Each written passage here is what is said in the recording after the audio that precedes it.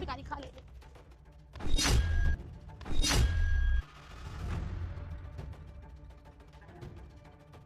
मुझे पता है नेहा, तुम्हें इस भिखारी पे बहुत तरस आ रहा होगा, लेकिन तुम्हें पता है तुम्हें ना इस पर तरस खाने की कोई जरूरत नहीं है। अपनी इस हालत का जिम्मेदार खुद है। एक लड़की के प्यार में पागल हुआ ये, और उस लड़की पर टॉर्चर करता था, उसे मारता था, और तो और उसको कहीं आने जाने नहीं देता था, उसको बंदिश में बना के रखा हुआ था। वो पता है एक जेल की तरह जी रही थी इसके साथ, इसीलिए वो छोड़ के चली गई इसे। बस रूबी, अब और नहीं, मैंने बहुत सुन लिया, अब एक लफ्ज नहीं सुनूंगी इसके खिलाफ में। बहुत बोल लिया तुमने, अब चुप हो जाओ। तुम्हें नहीं पता, मुझे पता है, पूरे गली मोहल्ले में इसके बारे में पता है। अरे पिछले 2 साल से ना ऐसे पागलों की तरह हर पदर इसी गली में बैठा रहता है। पता नहीं यहाँ पे इसको क्या मिलता है, कहीं और जाता ही नहीं। कितनी बार इसको मार के भगाया भी है इस गली से, लेकिन नहीं, आके यही बैठना होता है। क्या मिलता है इसको? अरे इसने कुछ गलत नहीं किया उस लड़की के बारे में। आप लोगों को ऐसा क्यों लग रहा है कि इसने कुछ गलत किया है?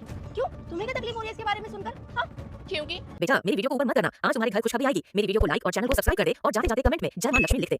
इसकी वो एक्स है। अच्छा, वो लड़की तो तुमने इसे छोड़ा क्यों था? मुझे तुमसे कुछ कहना है। हाँ बोलो। मुझे लगता है अब हम और साथ नहीं रह सकते। साथ में रह सकते मतलब क्यों? क्यों, क्या होता है? मेरी शादी की उम्र हो रही है और मेरे घर वालों ने रिश्ता पक्का भी कर दिया है। मैं उनके अगेंस्ट नहीं जा सकती। मैंने बहुत कोशिश की, बहुत लड़ाई की, लेकिन उससे कोई फायदा नहीं हुआ। एंड में मुझे मानना ही पड़ा उनकी बात को, और मैं उनको और हर्ट नहीं कर सकती। मैंने उन्हें बताया था तुम्हारे बारे में, वो कह रहे हैं कि लड़का कुछ कमाता नहीं है, और कोई भी माँ बाप अपनी बेटी किसी ऐसे इंसान को नहीं दे सकते जो महीने के सिर्फ 10 से 12 हजार कमाता है, क्योंकि इस जमाने में 10-12 हजार से कुछ भी नहीं होता।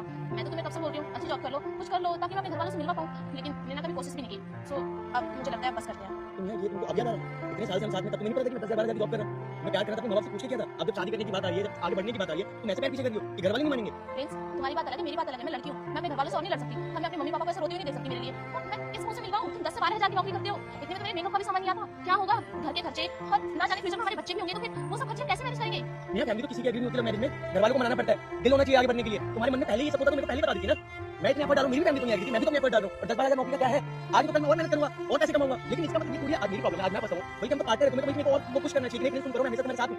तो ऐसे पैर पीछे डालूं, मैंने तो सोचा भी नहीं था क्या कर रही हूं यहां तो। प्रिंस, मैंने तुम्हारा बहुत साथ दिया है, लेकिन अब और नहीं दे सकती। मेरी उम्र हो गई और मैं अपने माँ बाप के अगेंस्ट नहीं जा सकती। उन्होंने मेरा रिश्ता पक्का कर दिया है, और तुम इतना ही प्यार था तो पहले से सोचते, पहले से कुछ करते, लेकिन नहीं। मैं 5-6 महीने हो गए ये बोलते बोलते कोशिश कर रहा हूं, ना जाने वो तुम्हारी कोशिश कब रंग लाएगी। मुझे तो नहीं लग रहा आगे तुम कुछ कर पाओगे।